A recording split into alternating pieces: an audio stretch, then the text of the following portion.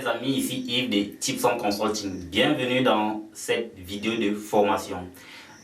Je sais bien que les êtres humains dépendent d'un certain nombre de facteurs pour pouvoir retenir un certain nombre d'informations. Certaines personnes retiennent mieux en regardant, d'autres retiennent mieux en écoutant, d'autres retiennent mieux en notant, d'autres retiennent mieux en faisant les trois en fait. Et je fais partie de cette catégorie de personnes-là.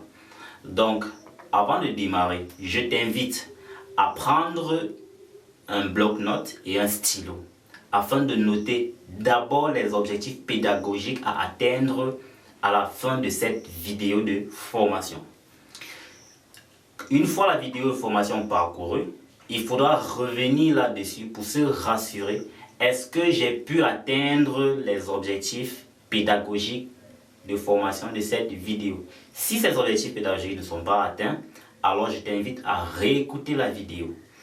Mettre pause, prendre des notes.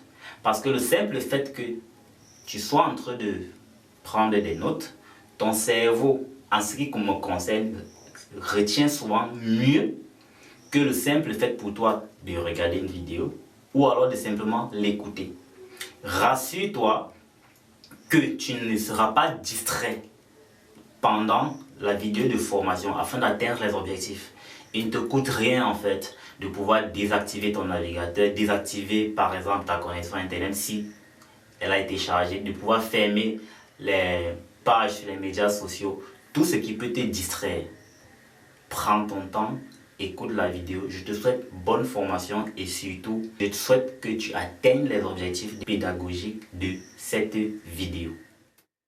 Après avoir terminé cette vidéo, vous devriez avoir une très bonne compréhension des questions suivantes. N'hésitez pas à mettre pause sur la vidéo pour prendre des notes et rappelez-vous, chacun progresse à son rythme et il est inutile de se comparer aux autres. Qu'est-ce que le stop-loss ? Le stop-loss est le filet de sécurité de votre capital. Il vous permet de contrôler le montant maximum que vous acceptez de perdre. Faire du trading sans stop-loss revient à faire un saut à l'élastique sans sécurité. Certaines personnes vous diront qu'elles tradent sans stop-loss car à chaque fois qu'elles en mettent un, il est toujours touché. En réalité, c'est une bonne chose. Effectivement, si votre stop-loss est souvent touché, votre stratégie est à revoir. Mais si ça vous arrive de temps en temps, c'est normal. Rappelez-vous que le marché a toujours raison et le stop-loss, en réalité, vous protège. Vos pertes sont la seule chose que vous pourrez contrôler dans le trading. Vous ne pourrez pas contrôler vos gains, alors le stop-loss est très important. Le stop-loss est une limite de prix bien définie. Si votre trade part dans la mauvaise direction et qu'il atteint cette limite, votre trade se coupera automatiquement. Il est indispensable et primordial de l'utiliser pour une bonne gestion de risque. Comment calculer votre stop-loss ? Si votre tendance est baissière et que toutes les confirmations vous indiquent de vendre, vous espérez que le marché va descendre, que le prix va baisser. Alors, vous placez votre stop-loss au-dessus de votre prix d'entrée. Si le prix ne va pas dans votre sens, pour limiter la casse, la position se fermera automatiquement quand elle touchera le stop-loss. C'est la même chose pour un ordre d'achat. Si vous pensez que le prix va monter, vous placez votre stop-loss en dessous de votre prix d'entrée. Pour calculer votre stop-loss, vous devez d'abord déterminer le nombre de pips que vous acceptez de perdre en rapport avec un bon money management. Il y a une vidéo de formation dédiée au money management. Nous en parlerons plus en détail, c'est une part essentielle dans le trading. Ensuite, il ne vous reste plus qu'à calculer le nombre de pips entre votre prix d'entrée et le stop-loss.